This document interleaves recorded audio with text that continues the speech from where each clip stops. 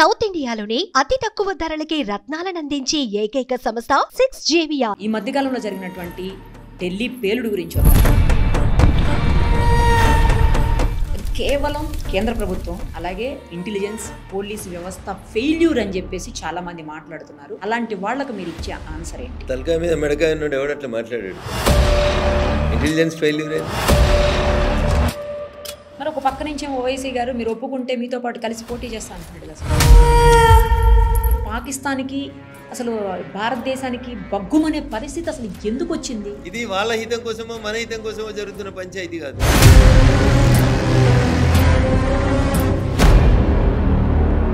వాళ్ళు దేవుడు ఇచ్చిండు కాబట్టి 10 మందిని కంటున్నామని బయటికి చెప్తున్నారు, కానీ దేవుడు ఇచ్చుడు కాదు. వాళ్ళ ఉద్దేశం ఏంది? అంటే వాళ్ళు మేజర్ అయ్యి మనం మైనారిటీలో అయిపోతాం కదా. ఆపరేషన్ సింధూర్ చేసాం, మనం సక్సెస్ అయ్యాము. ये हमला किया है उन आतंकियों को उनकी कल्पना से भी बड़ी सजा मिलेगी. పాక్ ఆక్రమిత కాశ్మీర్ని మనం స్వాధీనం చేసేసుకుంటున్నాం అని చెప్పి అందరూ ఫీల్ అవుతున్న సందర్భంలో మళ్ళీ అసలు అటువైపు దృష్టి కూడా లేకుండా అయింది. ఎందుకని సార్?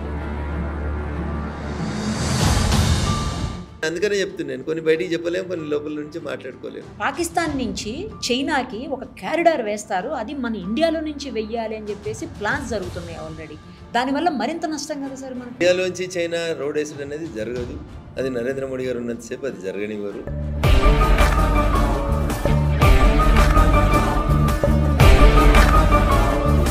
రాహుల్ గాంధీ గారు ఈ మధ్యకాలంలో ఓట్ల విషయంలో చాలా పెద్ద ఎత్తున ఉద్యమాన్ని పెద్ద ఎత్తున మాట్లాడుతున్నారు. ఆయన చాలా అంశాలు లేవనెత్తుతున్నారు. వాటికి సరైన ఆన్సర్ ఇచ్చేటువంటి పరిస్థితి బీజేపీ నేతల దగ్గర కానీ నాయకుల దగ్గర కానీ లేదు అని అంటున్నారు. మీరే బీజేపీ ఎందుకు ఇస్తుంది తల్లి? ఈ allegation is against election commission. మీరు చెప్పినట్లే ఎలక్షన్ కమిషన్ చేస్తుందని కదా ఆరోపణ.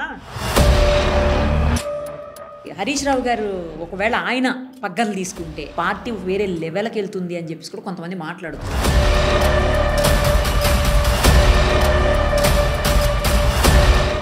డిప్యూటీ సీఎం గారి ఇంటికి కవిత గారు వెళ్ళినప్పుడు ఆవిడ శారీ గురించి కూడా చాలా పెద్ద చర్చ నడిచింది. మొత్తం అంతా కాంగ్రెస్ జెండా లాగా ఇది సంకేతమా ఏంటి కాంగ్రెస్ లోకి మారుతున్నారు అన్నట్టని. జాతీయ జెండా కూడా అవే రంగులు ఉంటాయి కదా. ఓ అంటే బీజేపీలోకా? ప్రస్తుతం మనతో పాటు ఉన్నారు జన నేత మెదక్ ఎంపీ రఘునందన్ గారు. ఒక్కసారి ఆయనతో మాట్లాడదాం. సార్ నమస్తే అండి. బాగున్నారా? బాగున్నాను సార్, మీరు ఎలా ఉన్నారు? ఎప్పుడు చూసినా జనం మధ్యలోనే ఉంటారు సార్. జనం మీతో ఉంటారా, మీరు జనం మధ్యలో ఉంటారా? నాకు అర్థం కావట్లేదు. మీరు మా ఇంటికి వచ్చారు కదా, క్వైట్ న్యాచురల్ గా జనం నా దగ్గరకు వచ్చినట్టే కదా. జనం నా దగ్గర రాకపోతే నేను జనం దగ్గరకు. అది నేను ఆ మాట ఎందుకన్నానంటే రెగ్యులర్ గా కాల్ చేసినప్పుడు మాక్సిమం మీరు కాన్స్టిట్యుయెన్సీలోనే ఉంటున్నారు. ఈ మధ్యలో నేను ఒక 5-6 టైమ్స్ కాల్ చేసి ప్రతిసారి మీరు అక్కడే ఉంటున్నారు. రాజకీయం అనేది ఒక వ్యసనం నీరు. సో జనరల్గా ఊర్లలో ఏమంటారు దీన్ని, దురద అంటారు కదా. ఆ దురదలాగా ఒకసారి అంటుకుంటే పోదు. రాజకీయం అనేది కూడా అట్లాంటిది, వ్యసనం అది. సో దురద కూడా చాలాసేపు ఏమనిపిస్తుంది అంటే ఇట్లా అన్నంతసేపు ఆనందంగా అనిపిస్తుంది జనాలకి. ఆపిన తర్వాత చూస్తే ఏముంటుంది, రక్తాలు కారుతూ ఉంటాయి. అట్లా రాజకీయం కూడా అంతే. చాలా మందికి చాలా అవస్థలు ఉంటాయి రాజకీయాలు. బయటికి కనిపించినంత మీద వేసుకున్నంత తెల్ల చొక్కాలు వేసుకొని సుఖవంతమైన జీవితం ఉండదు.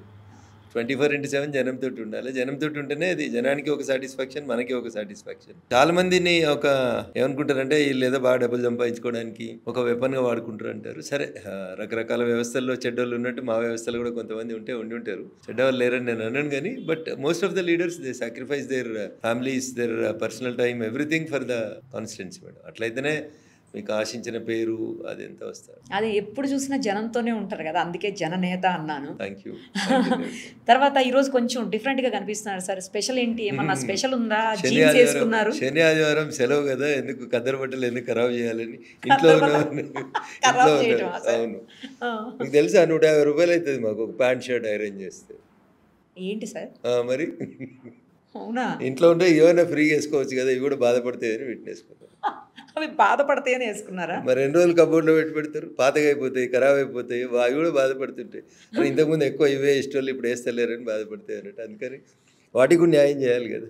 కరెక్టే సార్. ఎందుకు సార్ జనరల్గా జీన్స్ ఎందుకు వేసుకోరు? పాలిటీషియన్స్ ఎవ్వరు కూడా తక్కువ జీన్స్ వాడతారు, ఎందుకు? అదేమన్నా కోడా, డ్రెస్ కోడ్ ఏమన్నా ఉందా మీకు? అట్లేం తెలియదు.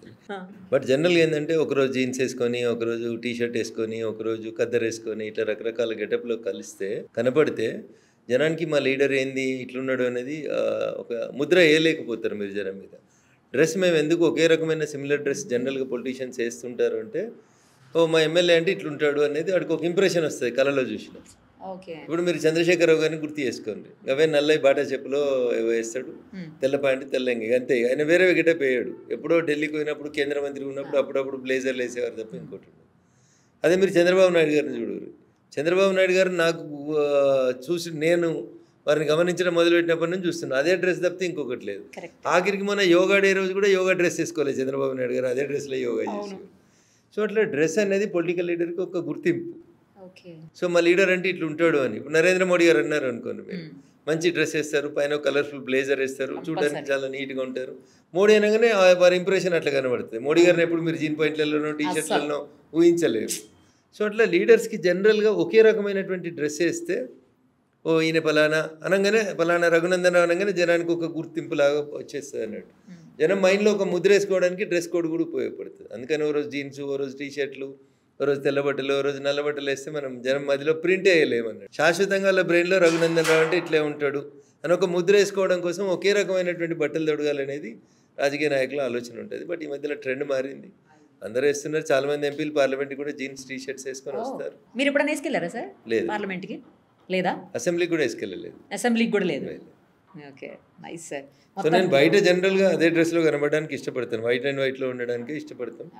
ఇంకా లాంగ్ రన్లో మీరు రాష్ట్ర రాజకీయాల్లో, దేశ రాజకీయాల్లో అట్లా కనబడితే ఒకటే డ్రెస్ కోడ్లో ఉంటే బాగుంటుంది అనేది ఒక సూచన. చాలామంది ఇతులు శ్రేయోభిలాషులు చెప్పే మాట అది, దాన్ని పాటిస్తాం. ఎంత బాగా చెప్పారు సార్ డ్రెస్ గురించి కూడా, నైస్. ఇప్పుడు ఒక్కసారి మన ఈ మధ్యకాలంలో జరిగినటువంటి ఢిల్లీ పేలుడు గురించి వద్దాం సార్. అది కేవలం ప్రభుత్వం అంటే కేంద్ర ప్రభుత్వం, అలాగే ఇంటెలిజెన్స్, పోలీస్ వ్యవస్థ ఫెయిల్యూర్ అని చెప్పేసి చాలామంది మాట్లాడుతున్నారు.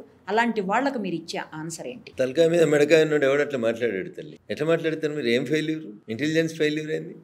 ఇంటెలిజెన్స్ పట్టుకున్నది కాబట్టి తప్పించుకొని పారిపోలేక వాందేవాడు సూసైడ్ చేసుకున్నాడు కదా. ఇంటెలిజెన్స్ ఫెయిల్యూర్ అయితే హైదరాబాద్కి వెళ్ళి డాక్టర్ని ఎట్లా తీసుకుపోతారు? ఎవరు పట్టుకున్నారు మరి? ఇంటెలిజెన్స్ ఫెయిల్ అయింది, ఎవరు పట్టుకున్నారు? ప్రతిపక్షానికి విమర్శించడానికి ఒక మాట ఉండాలి కాబట్టి విమర్శించడం తప్పితే అర్థవంతమైనటువంటి చర్చ చేసుకోవాలి. నరేంద్ర మోడీ గారు ప్రధానమంత్రి అయినటువంటి 12 ఏళ్లలో ఈ దేశంలో జరిగిన బాంబ్ బ్లాస్ట్లన్నీ, కాంగ్రెస్ అధికారంలో ఉన్న 2004 నుంచి 14 మధ్యలో జరిగిన బాంబ్ బ్లాస్ట్లన్నీ, I don't want to compare, but ప్రతిపక్ష నాయకులు ఆరోపిస్తున్నారని మీరు అంటున్నారు కాబట్టి చెప్తున్నా. నేను బాంబ్ బ్లాస్ట్లని మినిమైజ్ చేసినాం, టెర్రరిస్ట్ యాక్టివిటీస్ని మినిమైజ్ చేసినాం. అయినా టెర్రరిజం అనేది కొత్త రూపానికి మారుతుంది అనేది మన జరిగినటువంటి సంఘటనలు నిదర్శనం. చాలా మంది ఇప్పుడు సెక్యులర్ మేధావులు ఎవరు మాట్లాడతలేరు. సెక్యులరిజం, ముస్లిమ్స్ హక్కుల గురించి మాట్లాడుతుంటారు కదా, అన్ని మతాలని సమానంగా చూడాలి. ఇప్పుడు ఎవరిని నమ్మాలి? నిరుపమ్ గారు ఎంబీబీఎస్ చదివి డాక్టర్ అని బోర్డు పెట్టుకున్న వాళ్ళు కూడా విషం తయారు చేయడం ఎట్లా, విషాన్ని ప్రజల మీద ప్రయోగించడం ఎట్లా, ప్రసాదాలలో కలపాలనే ఆలోచన, ఇంత దరిద్రమైన ఆలోచన చేస్తూ ఉంటే ఈ దేశంలో ఇంకా ముస్లింలకి స్థానం ఎట్లుంటుంది, ఎక్కడుంటుంది చెప్పు? ఎవరిని నమ్ముతారు ప్రజలు? మీరు కణం నిమిషం మీరు ఈ దేశాన్ని ద్వేషిస్తారు. ఆఖరికి మా గుడి ప్రసాదాన్ని కూడా మీరు ఖరాబ్ చేయాలనే ఆలోచన వచ్చిందంటే ఇక మిమ్మల్ని భగవంతుడు ఎట్లా క్షమిస్తాడు? ఇంతకంటే దుర్మార్గం ఏముంటుంది చెప్పు? బాగా చదువుకొని వచ్చిన డాక్టర్ పని చేయాల్సినోడు, తెల్ల కోట వేసుకొని డాక్టర్ వృత్తి చేసి ప్రాణాలు పోస్తామని చెప్పి పట్టా తీసుకున్నాడు, మనుషుల ప్రాణాన్ని సామూహికంగా ఎట్లా తీయాలని ఆలోచిస్తుంటే ఇంకేం మాట్లాడతాం నిరుపమ్ గారు? దానికి ఏమైనా అర్థం ఉందా? దీంట్లో ఏమైనా ఆలోచన ఉందా వాళ్ళకి? మనుషులు అనాలా వీళ్ళని? చదివేస్తే ఉన్నమతి పోయిందని చెప్తారు. ఇదా మీరు తయారు చేసే మెడిసిన్ మనుషుల్ని చంపడానికి ఉపయోగిస్తారా? రంగు, రుచి, వాసన లేని దాన్ని తీసుకొచ్చి హైదరాబాద్ మెట్రో నీళ్ళలో కలిపితే హైదరాబాద్ ప్రజలు చావాలని కోరుకుంటున్నారు వాళ్ళు. ఎట్లుంటారు మీరు? ఇక ఎట్లా భాగస్వాములు అవుతారు ఈ దేశ అభివృద్ధిలో మీరు? నరేంద్ర మోడీ గారు సబ్కా సాథ్, సబ్కా వికాస్, సబ్కా విశ్వాస్ అన్నారు. అరే మేము మిమ్మల్ని విశ్వాసంలోకి తీసుకొని మీరు మా వాళ్ళు అంటుంటే మీరేం చేస్తున్నారు? హిందూ దేవాలయాల దగ్గర ప్రసాదాలలో విషం కలపాలని ఆలోచన వస్తుందా? అసలు మనిషి అనేటోడు ఎవడని ఇట్లాంటి ఆలోచన చేస్తాడా? ఇంత దుర్మార్గంగా ఆలోచిస్తూ ఇంకా ఈ దేశం మాది, మేముంటాం ఈడ, సెక్యులర్. ఏం సెక్యులర్? ఏడాదచ్చిరియాల సెక్యులర్ వాదులందరూ. అదే పాకిస్తాన్లో ఇట్లా చేస్తే ఉంచుదురా? ఇప్పటికి రాలేదో కూడా చంపకపోదురా? డెమోక్రసీని ఎక్కువ ఎంజాయ్ చేయడానికి వాడుతున్నటువంటి పదం పేరు సెక్యులరిజం. ఇదేంది ఇది? దీన్ని సెక్యులరిజం అంటారా? ఒక్కరు మాట్లాడరా? ఒక మేధావి మాట్లాడా ఇది తప్పు అని? ఒక ముస్లిం మత పెద్ద మాట్లాడా ఇది తప్పు, ఇట్లాంటి పనులు చేయొద్దని చెప్పడా? ఇదే చెప్పిందా మీ ఖురాన్? వేరే వాళ్ళ మతాల అన్నంలో విషం కలపండి, వాళ్ళ హాస్పిటల్కి వస్తే విషం ఇచ్చి చంపండి అని నేర్పిస్తారా? ఎట్లా నమ్ముతారు రేపు? మీరు చేసిన ఈ పని వల్ల, మీరు చేసిన ఈ ప్రవర్తన వల్ల మా పక్కింట్లో ఎవరైనా ముస్లిమ్స్ ఉంటే అనుమానపడే పరిస్థితిని కల్పించారు. మీరు భయపడిపోయే పరిస్థితి, అనుమానపడతారు ముందు, తర్వాత భయపడతారు. ఎటువైపు డ్రైవ్ చేస్తారు? రేపు ముస్లిం సమాజం కూడా ఎట్లా సేఫ్గా ఉండగలుగుతుంది ఇండియాలో ఇట్లాంటి పనులు జరుగుతుంటే? ఏం మెసేజ్ పంపదలుచుకున్నారు? ఎంత మూర్ఖంగా పనిచేసారు అనేది ఒకసారి ఆలోచించాలి నిరుపమ్ గారు. సభ్య సమాజం మొత్తం ఖండించాలి దీంట్లో, ముస్లింలే ముందుండి ఖండించాలి దీన్ని. అవును, ఓవైసీ అన్నట్టున్నారు. ఏమన్నాడు? ఓవైసీ వల్లనే ఇదంతా జరుగుతూ ఉంది. దురదృష్టం ఆయన్నే. ఎందుకు అన్ని మసీదులలో ఎందుకు అనౌన్స్ కాలేదు? మామూలు చేసింది తప్పని ఎందుకు చెప్పారు? మేము ఈ దేశాన్ని ఉండాలనుకుంటున్నాం కూడా వాళ్ళకి అగైనెస్ట్ అని చెప్తున్నాడు. ఇట్లా అదే ఓవైసీ గారు పైన మాట్లాడతాడు, కింద చేస్తూనే ఉంటాడు. ఓవైసీ పెద్ద వయసు ఒకటి మాట్లాడతాడు, చిన్న వయసు ఒకటి చేస్తుంటాడు. ఇదేం జరుగుతుంది నిరుపమ్ గారు? ఫస్ట్ ఇలా హిందూ సమాజం కూడా ఆలోచించాలి. ఈ దేశంలో ఉన్న హిందూ సమాజం ఇలా ఆలోచించాలి నిరుపమ్ గారు. ఒకవేళ అది ఏదో హైదరాబాద్ వాటర్ వర్క్స్లో ఒక పైప్ లైన్లో కలిసినా, లేదా ఏదైనా వెంకటేశ్వర స్వామి గుడి దగ్గర కలిపినా, లేదా ఏదైనా సాయిబాబా గుడి దగ్గర అమాయకులైనటువంటి పేద ప్రజలు వచ్చి ప్రసాదం తీసుకునే దగ్గర కలిపినా ఏం జరుగుతుంది? ఎంతమంది ప్రాణాలు పోతాయి? అంటే గుళ్ళె ప్రసాదంలో కూడా విషయం కలిసింది అని అంటే ఎవరిని బదనాం చేయాలనుకుంటున్నారు మీరు? అంటే ఇది ఒక సిస్టమేటిక్గా జరుగుతుంది నిరుపమ్ గారు. హిందువులని గుడికోకుండా చేయాలి, హిందువులకి ప్రసాదం తినకుండా చేయాలి, హిందువుల మనసులలో ప్రసాదంలో కూడా విషం వస్తుందని చిన్నపిల్లల మనసులో ఒక విషబీజం నాటాలి. ఇంత నీచానికి దిగజారి మేము భారతదేశంలో ఉంటాం, భారతదేశం మాది, మేము సెక్యులరిస్టు, ఈ దేశంలో మాకు హక్కులు లేవా? మాట్లాడే నైతిక హక్కు మీకు ఎక్కడిది? ఇట్లా మాట్లాడితే చాలామందికి ఇబ్బంది అనిపిస్తుంది. వాస్తవమే కదా ఇది. ఇలా ఏ ముస్లిం కనబడామని హిందువులు భయపడేటువంటి పరిస్థితి, అనుమానపడే పరిస్థితి తీసుకొచ్చారు. ఎవరైనా ముస్లిం బోర్డు పెట్టుకొని డాక్టర్ అని చెప్తే రేపు ఎవరైనా పోతారా పేషెంట్లు? అంటే నువ్వు ఏం చేస్తున్నావు? నువ్వు చేస్తున్న ఈ తెలివి తక్కువ పని వల్ల నీ వాళ్ళకి అన్యాయం చేసుకుంటున్నావు. నువ్వు ముస్లిం డాక్టర్ని నమ్మరు, ముస్లిం వకీల్ దగ్గరికి పోలేరు, ఆఖరికి మీరు ఏడికి తీసుకొస్తారు? టెంపుల్స్ దగ్గర ఎవరైనా ముస్లిం షాప్ పెట్టుకుంటే వాళ్ళ దగ్గరికి పోవద్దు అనేటువంటి దగ్గర దాకా వచ్చేస్తుంది. ఇది ఫ్యాక్ట్, ఇది వాస్తవం. నేనేదో కావాలని రెచ్చగొట్టేందుకు మాట్లాడతలే నిరుపమ్ గారు. మొన్న జరిగిన సంఘటన తర్వాత ఎవరైనా ముస్లిం బోర్డు పెట్టుకుని డాక్టర్ ఉంటే ఆ డాక్టర్ దగ్గరికి ఎవరు పోలేరు ఇయ్యాల హిందువులు. ఇంత నీచానికి దిగజారినటువంటి ఒక నలుగురు వెధవల ఆలోచన ఈ దేశంలో ఉన్నటువంటి కోట్లాది మంది ముస్లింలకు నష్టం చేస్తుంది. ఇది అర్థం కాని మత పెద్దలు, ఇది అర్థం కాని సూడో సెక్యులర్ వాదులు, టీవీలలో కూర్చొని నడిచే మేధావులంతా అట్లెట్లుంటుంది? మతం పేరు మీద విభజన చేస్తారా, మతం పేరు మీద ఇంకోటి చేస్తారా? ఎవరు చేస్తారు? మేము బాత్రూమ్ కట్టించిన రోజు నీ మతం అని ఆపినామా? ఆపలేదు కదా. నీకు సిలిండర్ ఇచ్చిన రోజు నీ మతం మీద ఆపలేదు కదా. నీ ఇంటి ముందుకెళ్ళి సీసీ రోడ్ ఏమని ఆ బైన్సాల్ కార్పొరేటరో మేయరో చేసినట్టు మేము చేస్తలేం కదా. అట్లా ఇంత నీచమైన ఆలోచన ఎట్లా వచ్చింది ఆ చదువుకున్న వాళ్ళకి అనేది నాకు ఇప్పటికీ దురదృష్టకరం అనిపిస్తుంది. ఆ డాక్టర్ గారిని చూస్తే ఎంత అమాయకురాలు కనబడుతుంది. ఆమెనే తయారు చేస్తుంది. She herself is the basic కల్పరేట్. ఇట్లాంటి వాళ్ళని మన చట్టాలు కూడా సవరించాలి నిరుపమ్ గారు. పట్టపగలే ఉరి తీయాలి వీళ్ళని. 30 రోజుల కంటే ఎక్కువ రోజులు ట్రయల్ ఉండొద్దు. ప్రజలందరూ చూస్తుండగా ఇంకా కింది కోర్టు శిక్ష పడ్డది, హైకోర్టు పోయినాం, హైకోర్టుకి వెళ్ళి సుప్రీంకోర్టుకి పోయినాం, సుప్రీంకోర్టుకి వెళ్ళి రాష్ట్రపతి దగ్గరికి పోయినాం, గిరోలు ఇవన్నీ ఏముండొద్దు. అంతా నిమిషాలలో అయిపోవాలి, అంతా ఆన్లైనే కదా. నిమిషాలలో ఎవిడెన్స్ పెట్టాలి, నిమిషాలలో క్లోజ్ చేయాలి, నిమిషాలలో ఉరి తీయాలి. తుపాకులు పట్టుకొని ఆడ సాక్షాత్తు దొరికితే తాజ్మహల్ హోటల్లో కసబరేటోడు దొరికితే వాడిని ఉరి తీసేందుకు 10 ఏళ్ళు పట్టింది. ఈ దేశంలో అంటే టెర్రరిస్టులకు భయం ఎట్లుంటుంది చెప్పు. జరుగుతున్న సంఘటనలు దురదృష్టకరం, బాధాకరం. పెహల్గాంలో ఇది చేస్తారు, పోయి పక్క దేశంలో ఉంటారు. ఇంత దరిద్రంగా జరుగుతూ ఉంటే మళ్ళీ అందరం హిందూ ముస్లిం బాయి అంటే ఎడికెళ్ళి బాయి అవుతారు. ఎట్లా బాయి అవుతారు? నన్ను చంపాలనుకున్నాడు, నాకు బాయి ఎట్లా అవుతాడు చెప్పు. సో అందుకని ఇలా హిందూ సమాజం ఆలోచించాలి. గుళ్ళ దగ్గరికి పోయినప్పుడు ఏం చేయాలి, పండ్ల బండ దగ్గరికి పోయినప్పుడు ఏం చేయాలి. శత్రువుని కొట్టాలంటే శత్రువుని ఫిజికల్ కొట్టాల్సిన అవసరం లేదు నిరుపమ్ గారు. శత్రువు ఆదాయ వనరుల మీద దెబ్బ తాకింది, ఆర్థిక వ్యవస్థ మీద దెబ్బ జరిగింది అనుకోండి, శత్రువు ఆటోమేటిక్గా వీక్ అయిపోతాడు. అదే జరగాలి ఇవాళ ఈ దేశంలో. హిందూ సమాజం ఆలోచించాలి. ఇవాళ మనం సండే పోయి కొంటున్న మటన్ ఏడగొంటున్నాం, ఎవరికి ఉపయోగపడుతుంది, ఈ డబ్బులు ఏడిపోతున్నాయి అనేది ఆలోచించాలి. సండేని పోయి కొంటున్న చికెన్ ఏడగొంటున్నాం ఆలోచించాలి. పండ్ల బండ్లు ఏమవుతున్నాయి చూడాలి. గుడి ముంగట దేవునికి ఇచ్చేటువంటి పూలు ప్రసాదం కూడా ఏడికెళ్ళి కొంటున్నాం అనేది ఆలోచించుకోవాలి. ఎస్, నేను ఓపెన్ మైండ్తో చెప్తా ఉన్నా. నేనేదో బీజేపీ ఎంపీని కాబట్టి వాళ్ళని తిట్టాలని చెప్తలేను. నేను అట్లా వాస్తవాలు చెప్తా ఉన్నా ప్రజల ముందు. సభ్య సమాజం మీద ఆలోచించుకునే పరిస్థితి తీసుకొచ్చారు మీరు. నలుగురు వెధవలు కలిసి చేసినటువంటి పనికి ఇలా ప్రతి ముస్లింని ఈ దేశంలో అనుమానితుడిగా, నిందితుడిగా, దొంగగా చూడాల్సినటువంటి పరిస్థితి కల్పించారు నిరుపమ్ గారు. I'm sorry to use such type of words. But ఇంకేం చేయలేము ఇంతకంటే ఎక్కువ. ఒక బాధ్యత గల ప్రజాప్రతినిధిగా మాకే ఇబ్బంది అనిపిస్తుంది, భయం అనిపిస్తుంది ఇట్లాంటి పనులను చూస్తుంటే. ఇంకేం చేస్తుంది దీన్ని ఇట్లాంటి వాటిని చూసి. మరి ఒక పక్క నుంచి ఓవైసీ గారు మీరు ఒప్పుకుంటే మీతో పాటు కలిసి పోటీ చేస్తా అంటున్నాడు కదా సార్. ఓవైసీ గారితో కలిసి పోటీ చేయాల్సినటువంటి అవసరం భారతీయ జనతా పార్టీకి లేదు. మేము తూర్పు అయితే మీరు పడమర, మా సిద్ధాంతం ఒకటి, మీ సిద్ధాంతం ఒకటి.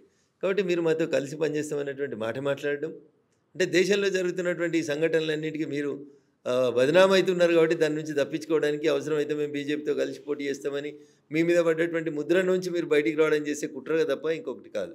మేము ఎప్పుడు కలవలేము, మేము ఎప్పుడు కలిసి పోటీ చేయలేము.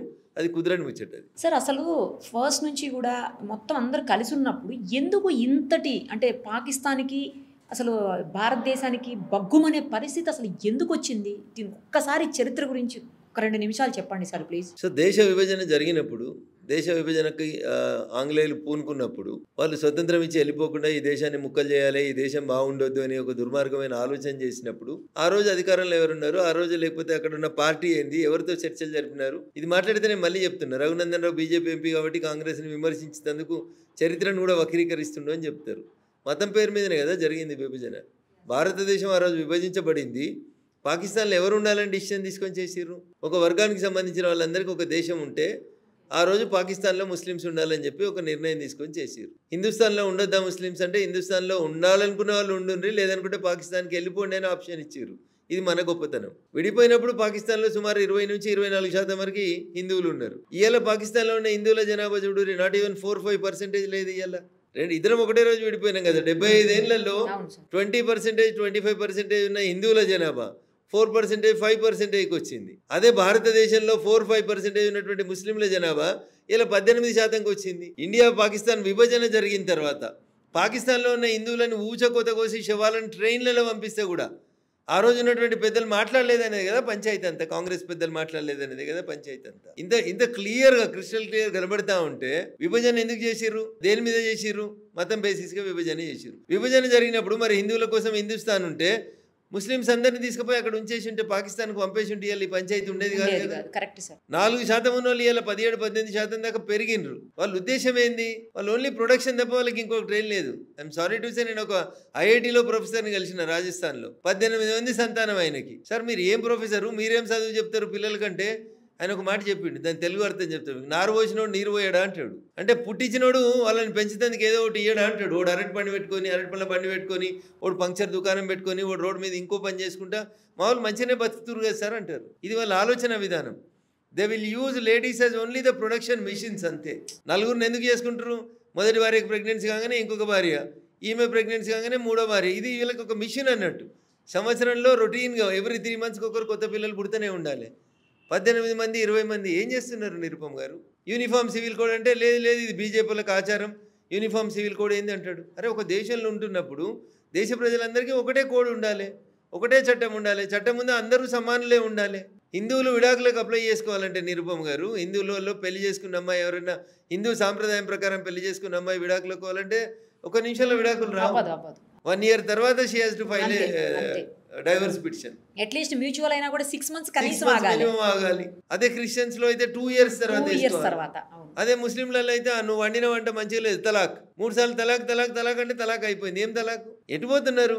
ఈ దేశం ఒక దేశం అనుకున్నప్పుడు ఈ దేశంలో ఉండే ప్రజలందరికీ ఒకటే మతం ఉంటుంది, లేదు మతాలు భిన్నంగా ఉన్నాయి, భిన్నత్వంలో ఏకత్వం భారతదేశం, రైట్. ఒకటే చట్టం ఉండాలి కదా, అట్లీస్ట్ మతం లేదు చట్టం అని ఉండాలి కదా. ఇవేవి లేకుండా పోతున్నాయనే దుర్మార్గం. చరిత్రలకు పోతే చరిత్ర ఖచ్చితంగా కాంగ్రెస్ పార్టీ వైపే ఏళ్ళు చూపెడుతుంది.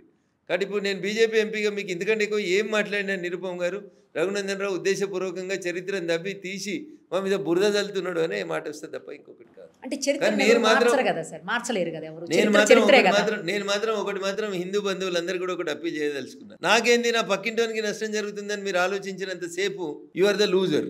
అల్టిమేట్ గా నష్టం జరిగేది నీకు. ఐకమత్యం లేదు కాబట్టి ఇదంతా జరుగుతా ఉంది. మీరు మళ్ళీ గుర్తు చేసుకోవాల్సింది, మళ్ళీ అర్థం చేసుకోవాల్సింది, మనం సంఘటితంగా ఉంటే అన్ని బాగుంటాయి. వాళ్ళు 10 మందిని కంటారు, మనం కూడా కనడం స్టార్ట్ చేయాలి. ఇది వాళ్ళ హితం కోసమో మన హితం కోసమో జరుగుతున్న పంచాయతీ కాదు.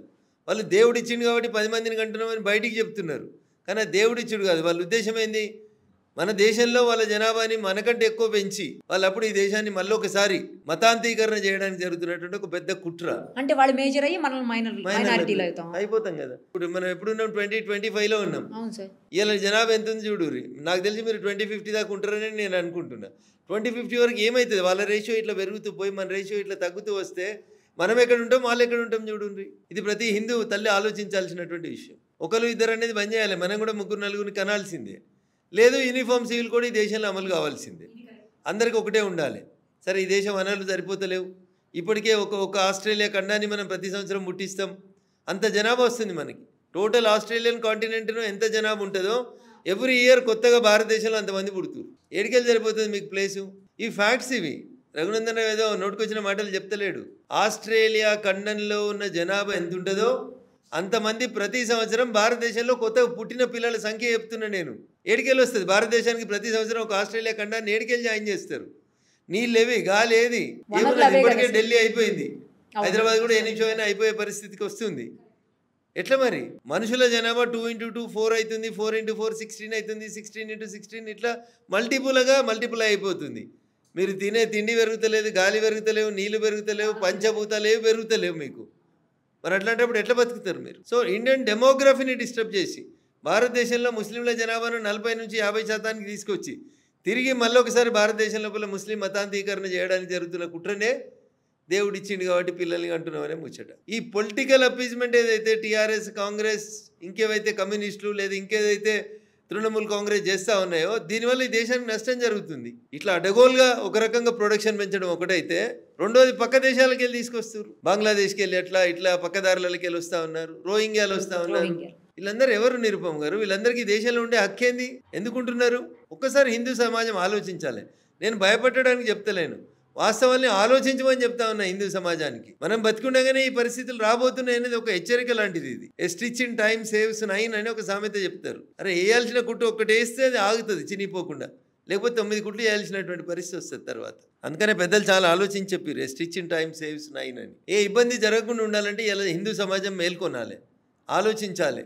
అసలు ఏం జరుగుతుంది అనేది ఒకసారి ఆలోచించి మనం ఏం చేయాలనేది ఒక నిర్ణయం తీసుకోవాలి. మనం రాజకీయ శక్తికి ఎదగాల్సిందే, మన ఆలోచన విధానంలో మార్పు రావాల్సిందే. రోడ్డు మీద ఎక్కడైనా చిన్న ఆటో యాక్సిడెంట్ ఎవరైనా ముస్లింలు ఎవరైనా కొడుతున్నారనుకోండి, 50 మంది ముస్లిమ్స్ అవుతారు అక్కడ. అదే హిందువుని కొడుతున్నారు అనుకోండి, ఒక్కడు కూడా ఆగడు, చూసుకుంటూ వీడియో తీస్తారు, మంచి కొడుతున్నారు నిరుపం అని వీడియో తీస్తారు.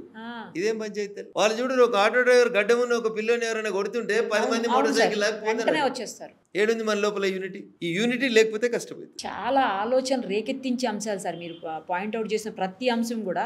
ఇప్పుడు రేపు పాల ప్యాకెట్ ఇప్పి పాలు వేడి చేసి పిల్లలకు పోయాలంటే అలా విషయం కలిసిందా ఏందనేది ఆలోచించుకోవాల్సిన భయం, ఆందోళన వైపు సమాజాన్ని నెట్టేసినాయి మన జరిగినటువంటి 3 డాక్టర్లు అరెస్ట్ కాగానే వాడు ఈ మందుగుండు సామాగ్రిని అంతా దాచిపెట్టాలనేది అర్థం కాక రోడ్ల మీద తిరిగి చివరికి తాను పేల్చుకొని ప్రజల్ని చంపేసిండు దుర్మార్గుడు. అవునా? ముందే సెల్ఫ్ బాంబర్ గా రెడీ అయ్యే వచ్చాడని చెప్తున్నారు కదా సార్. మీడియా కథనాలు ఉంటాయి తల్లి రకరకాలుగా. ఒకవేళ వచ్చింటే పొద్దునే వచ్చేస్తాడు కదా, పొద్దున్న 9 గంటలకి ఇంకెక్కువ రష్ ఉంటుంది కదా రోడ్డు మీద. ఆయన చనిపోవాలి, మానవ బాంబును కావాలని డిసిషన్ తీసుకున్న తర్వాతనే తనని పేల్చుకున్నాడు. కానీ అన్ని గంటలు ఢిల్లీ రోడ్ల మీద ఎందుకు తిరిగిండు చెప్పు? హ్యూమన్ సైకాలజీ ఏంది అక్కడ? ఇంకేమైనా ఆల్టర్నేట్ ఉందా? ఇంకా ఎక్కువ మందిని చెప్పడానికి ఏ ప్లేస్ దొరుకుతుందని ఆలోచన తప్పితే ఏముంటుంది చెప్పు? ఇంత బ్యాడ్గా ఆలోచిస్తుంటే పక్కన కారు చాగితే భయపడే పరిస్థితి వస్తే ఎట్లా బతకాలి సమాజం? సార్ మరి ఆపరేషన్ సింధూర్ చేసాం, మనం సక్సెస్ అయ్యాము, కానీ ఎందుకని పిఓకే అని మనం ఎందుకు ఆ టైంలో అసలు అయిపోయింది, ఇంకా మన చేతుల్లో 1 గంటలో 2 గంటలో 2 రోజుల్లో వచ్చేస్తుంది మన చేతుల్లోకి, పాక్ ఆక్రమిత కాశ్మీర్ని మనం స్వాధీనం చేసేసుకుంటున్నాం అని చెప్పి అందరూ ఫీల్ అవుతున్న సందర్భంలో మళ్ళీ అసలు అటువైపు దృష్టి కూడా లేకుండా అయింది. ఎందుకని సార్? ఎందుకు పిఓకే అని మనం సాధ్యం చేసుకోలేకపోయాం? ఆ టైం రైట్ టైం కదా. కొన్ని విషయాల్ని టీవీలలో చర్చించుకోలేను తల్లి, కొన్ని విషయాలు బయటికి మాట్లాడితే ఇబ్బందికరంగా కనబడతాయి. సో పిఓకేని కలపడం అనేది పాకిస్తాన్ బార్డర్లకు పోయి, పాకిస్తాన్ దేశంలోకి పోయి 250 కిలోమీటర్ల లోపలికి పోయి వాళ్ళు ఖాళీ మేల్కొనే లోపల కొట్టి రాగలిగిన మనకు, అది కూడా మహిళలతో పిఓకేని కొట్టి రావడం కష్టమవుతుందా? అదే.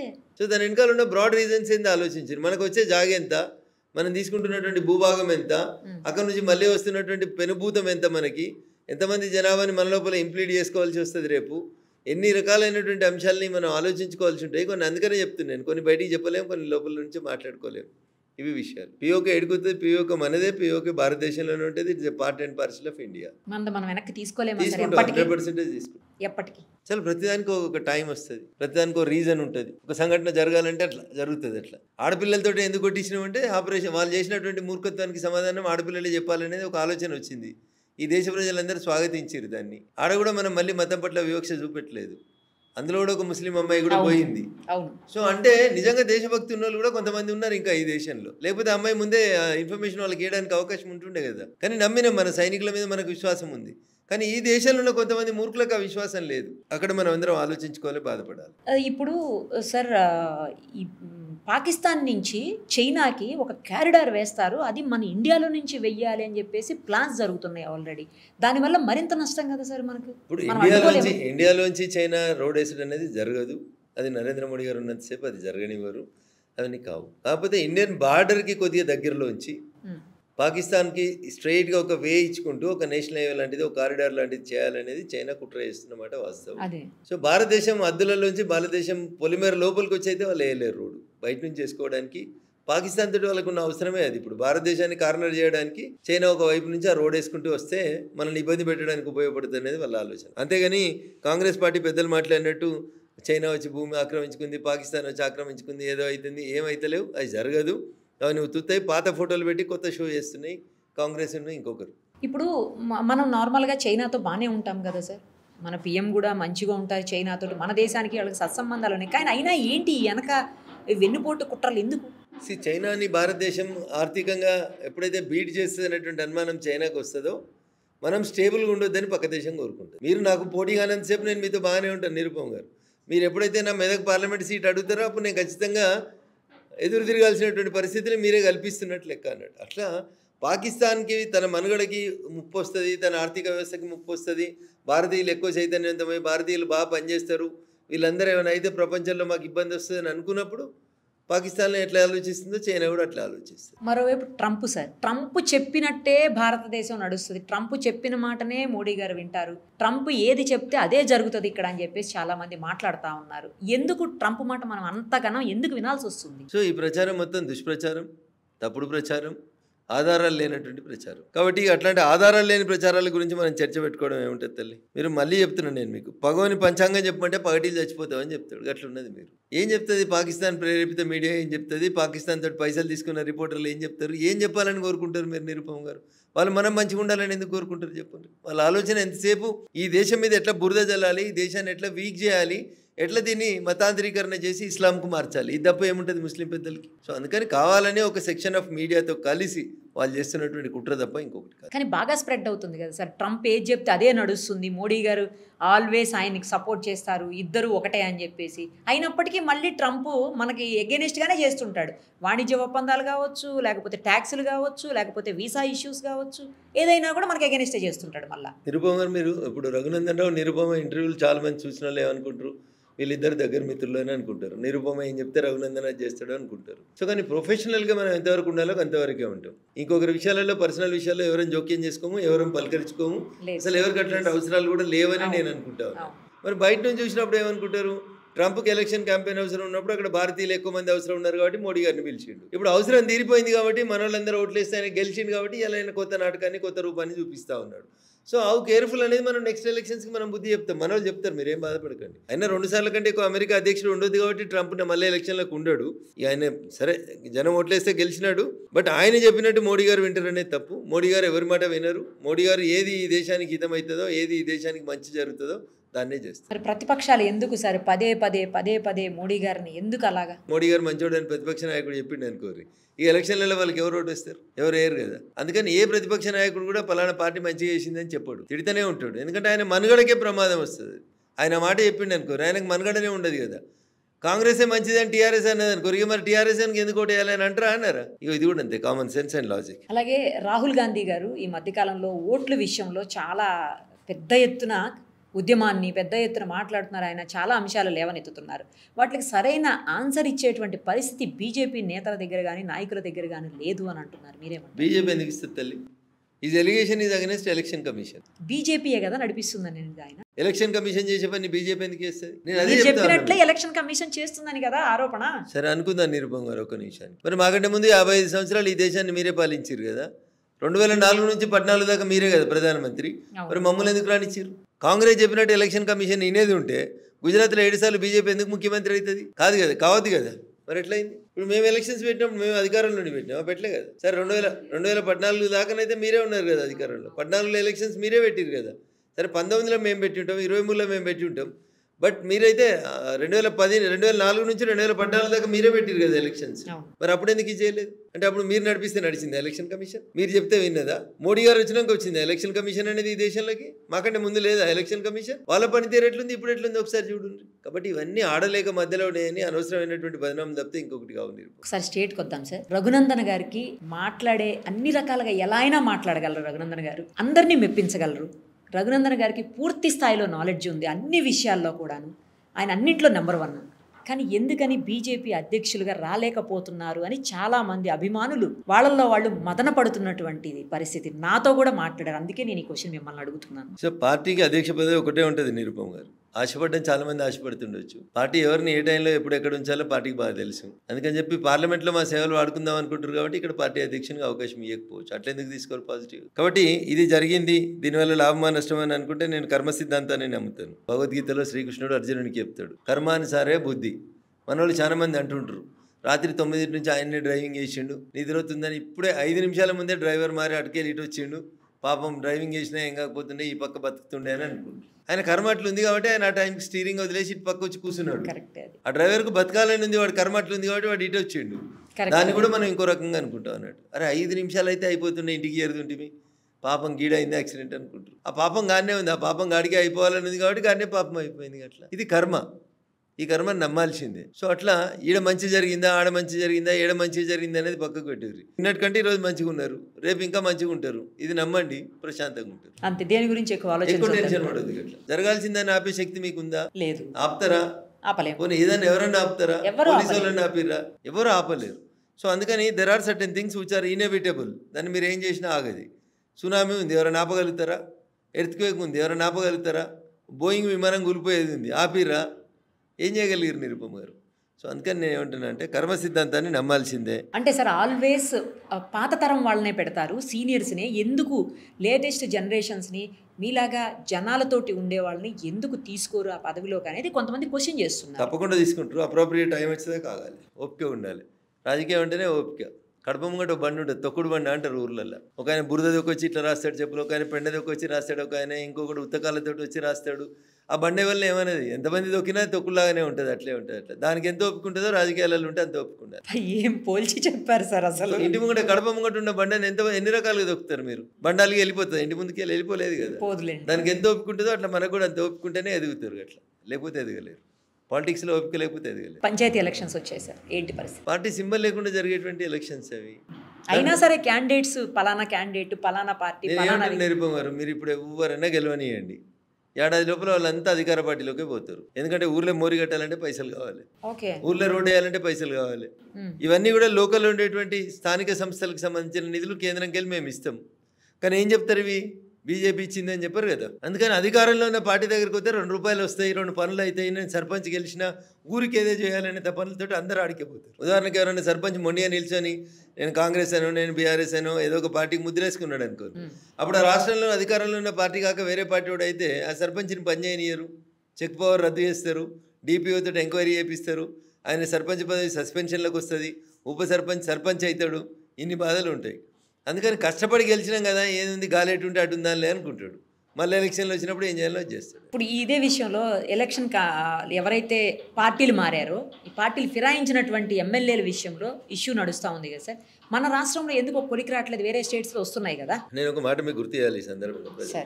2004లో గౌరవనీయులు దివంగత రాజశేఖర రెడ్డి గారు ముఖ్యమంత్రి. అప్పుడు టీఆర్ఎస్కి గెలిచిన 10 మంది ఎమ్మెల్యేలు కాంగ్రెస్ పార్టీలో జాయిన్ అయ్యారు, ఇంక్లూడింగ్ జగ్గారెడ్డి గారితో సహా. టీఆర్ఎస్లో గెలిచి కాంగ్రెస్లో జాయిన్ అయ్యారు వీళ్ళంతా. వీళ్ళని డిస్క్వాలిఫై ఏమని చెప్పి టీఆర్ఎస్ తిరగడం మొదలుపెట్టింది, కంప్లైంట్ చేయడం మొదలుపెట్టింది. మేమే ముఖ్యమంత్రి, మాదే రాష్ట్రం కదా, మాకెవడు ఎదురుంటాడని పోయినరు. అంతా అయిపోయిన తర్వాత సుప్రీంకోర్టు కోయరు, హైకోర్టు కోయరు, రకరకాల ఇష్యూస్ చేసారు. అంతా అయిపోయినాక ఏం జరిగింది, ఇంకో 2 రోజులైతే శాసనసభ రద్దు అవుతుందనగా స్పీకర్ సురేష్ రెడ్డి గారు జడ్జిమెంట్ ఇచ్చారు. ఏమని సార్? ఒక ఇద్దరిని డిస్క్వాలిఫై చేసి ఒకరిద్దరిని పోటీ చేయొద్దని చెప్పి అట్లా ఏదో ఒక జడ్జిమెంట్ ఇచ్చినారు. ఎప్పుడు ఇచ్చినారు? 2 రోజులైతే శాసనసభ టెన్యూర్ ముగుస్తుంది అనగా ఇచ్చారు. ఏం లాభం దానివల్ల? ఇప్పుడు ఏదో అందరూ గోల చేస్తున్నారు, ఈ బై ఎలక్షన్ వస్తుంది, ఆ బై ఎలక్షన్ వస్తుంది, ఏదో ఒక బై ఎలక్షన్ వస్తుంది. మొన్న కోర్టులో కూడా గవర్నమెంట్ రిటైర్డ్ అయినటువంటి సుప్రీంకోర్టు జడ్జి గారు కూడా గవాయి గారు ఒక మాట, కేసు ట్రయల్ చేస్తున్నప్పుడు ఒక మాట అడిగారు, 1 జనవరికి ఏడుందాం అనుకుంటారు మీరు అని ఒక స్పీకర్ని అడిగారు. అడగొచ్చాను నిరుపమ గారు. అది ఏంటి సార్ అట్లా? నేను ఒక లే మ్యాన్ గా అడుగుతున్నాను, నేను ఎక్కువ చదువుకోలేదు, నేను ఒక ఏలుముద్రునే అనుకోండి. ఒక జడ్జి గారు ఒక స్పీకర్ని 1వ తారీఖు జనవరికి మీరు ఏడు ఉందాం అనుకుంటారు అని అడుగు, ఇట్లా ఉంటావా లేకపోతే అక్కడ ఉంటావా అన్నట్టు ఏంటి అసలు? అది అదే ఎవరికి అర్థం కాలేదు సార్ ఆ క్వశ్చన్. అసలు ఈ రోజు ఆ సుప్రీంకోర్టు జడ్జి గారు రిటైర్డ్ అయినారు. జనవరి 1 రోజు ఈ స్పీకర్ ఇట్లే ఉంటాడు. మీరేడున్నారని ఎవరైనా అడుగుతారా జడ్జిని? అడగకూడదు కదా. అడగకూడదు కదా. మళ్ళీ మొత్తం గుండీలు పెట్టుకొని మిలాడ్ అనాలి కదా, ఓ కనబడే దేవుడు అనాలి కదా. అది ఎట్లా జస్టిఫై అవుతుంది? అంటే ప్రజలు ఆలోచించుకోవాలండి. ఇట్లా వ్యవస్థలు ఈ దేశ ప్రజాస్వామ్యం లోపల డాక్టర్ బిఆర్ అంబేద్కర్ గారు రాసినటువంటి రాజ్యాంగంలో 4 వ్యవస్థలు ఎవరికి వాళ్ళే ఉండాలని చెప్పిండ్రు. లెజిస్లేషన్ వేరే ఉంటుంది, జ్యుడిషియరీ వేరే ఉంటుంది, జర్నలిస్టులు వేరే ఉంటారు. ఇట్లా ఒక్కొక్క వింగ్ 4 వింగులను ఏర్పాటు చేసి ఈ 4 వింగులు స్వతంత్రంగా పనిచేస్తాయి అని చెప్పారు. ఒకరి పనిలో ఇంకొకరు కాలు దూర్చొద్దు అన్నారు. ఉద్యోగస్తులు ఉంటారు, ప్రభుత్వ ఉద్యోగస్తులు, లెజిస్లేటివ్ పని వాళ్ళకి వచ్చిన తర్వాత వాళ్ళ పని వాళ్ళే చేసుకుంటారు కదా. ఇట్లా ఒక వింగ్కి ప్రత్యేకంగా కొన్ని విధులు ఉన్నప్పుడు మళ్ళీ పక్కన ఉన్న పనిలో మనం ఏళ్ళు ఎందుకు పెట్టాలి, కాలు ఎందుకు పెట్టాలి? That is very unfortunate. Jubilee hills Congress గెలిచిన తర్వాత దూకుడు పెంచింది, అందుకే ఇమ్మీడియట్గా ఈ స్థానిక సంస్థల ఎలక్షన్స్ కూడా స్టార్ట్ అయిపోయాయి, ఇంకా కాంగ్రెస్ని అడ్డుకునే శక్తులే లేవు అంటున్నారు సార్, ఏమంటారు? సో ప్రజాస్వామ్యంలో తల్లి ప్రజలు న్యాయ నిర్ణేతలు చాలామంది అట్లే ఫీల్ అయినరు. దుబాకలో రఘునందన్ రావు అనేటువంటి బై ఎలక్షన్ గెలిచే కంటే ముందు దాకా టీఆర్ఎస్ పార్టీని ఎవడైనా ఓడగొడతాడని అనుకుర్రా నిరుపమ్ గారు? ఓటమి లేదు అండ్రి, 6 అడుగుల బుల్లెట్ అన్రి, అన్న ఏడ కాలు పెడతాడా ట్రబుల్ షూటర్ అన్రి. మరి ఏమైంది షూటు? జనం ఎట్లా రివర్స్ కొట్టిరు? కాబట్టి ఇదేదో మేము చెప్పినట్టు జరుగుతుందని అనుకోవడం తప్పు.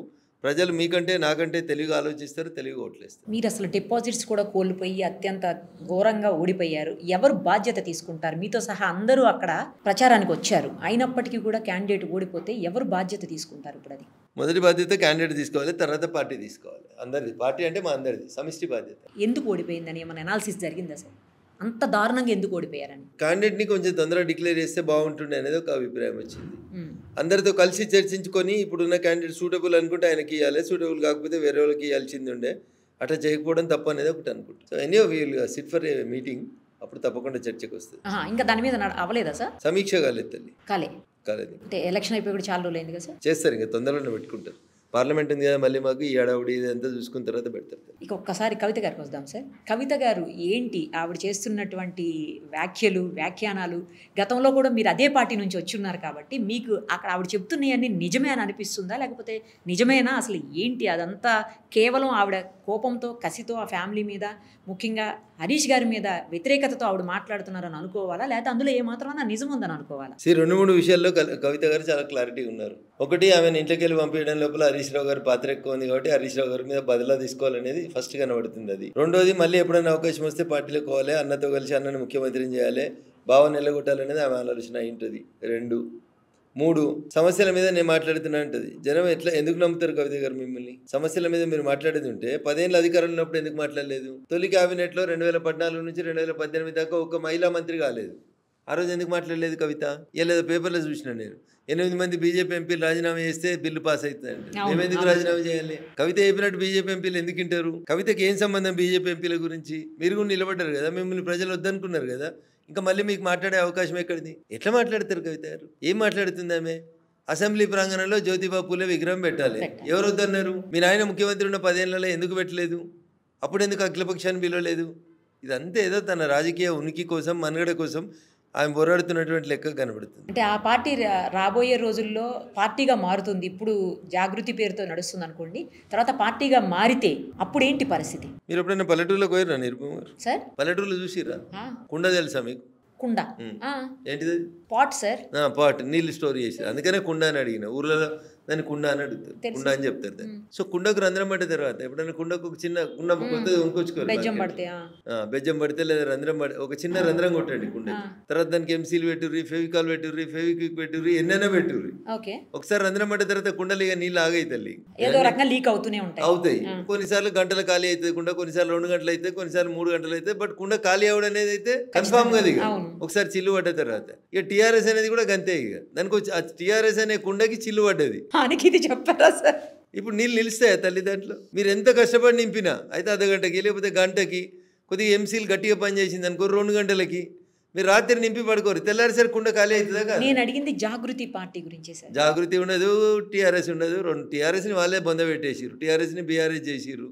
ప్రజలు బీఆర్ఎస్కి సిఆర్ఎస్ ఇచ్చిర్రు, కంపల్సరీ రిటైర్మెంట్ ఇచ్చిర్రు. సిఆర్ఎస్ని కంపల్సరీ టీఆర్ఎస్ బీఆర్ఎస్ అయింది. తెలంగాణ రాష్ట్ర సమితి భారత రాష్ట్ర సమితి అయింది. TRS became BRS. ప్రజలు మాకు బి వద్దు సి పెడతామని బి తీసి సి పెట్టిర్రు. సిఆర్ఎస్ అంటే కంపల్సరీ రిటైర్మెంట్ స్కీమ్ అని. చేయాల్సిన పని సరిగా చేయక బాగా తింటే ఐఏఎస్ ఆఫీసర్లని, ఉద్యోగస్తుల్ని ప్రభుత్వం వారీగా నీకు ఎక్కువ అయింది రిజైన్ చేసి పోబిడ్డ అని సిఆర్ఎస్ అంటారు, కంపల్సరీ రిటైర్మెంట్ స్కీమ్ అని. 10 ఏళ్ళు మీరు దోసిన దోసును చూసి అక్కో దిక్కు, చెల్లో దిక్కు, బావో దిక్కు, బుడ్డోడో దిక్కు, పెద్దోడో దిక్కు ఇట్లా దోస్తే జనం భయపడిపోయి అది ఎప్పుడైతే టీ పోయి బి అయిందో ప్రజలు అనుకున్నారు ఇక వీళ్ళకు టీలు బీలు ఏలు వద్దు, వీళ్ళకి ఏకంగా సి ఇస్తేనే కరెక్ట్ అనుకొని కంపల్సరీ రిటైర్మెంట్ స్కీమ్ ఇచ్చి పంపారు.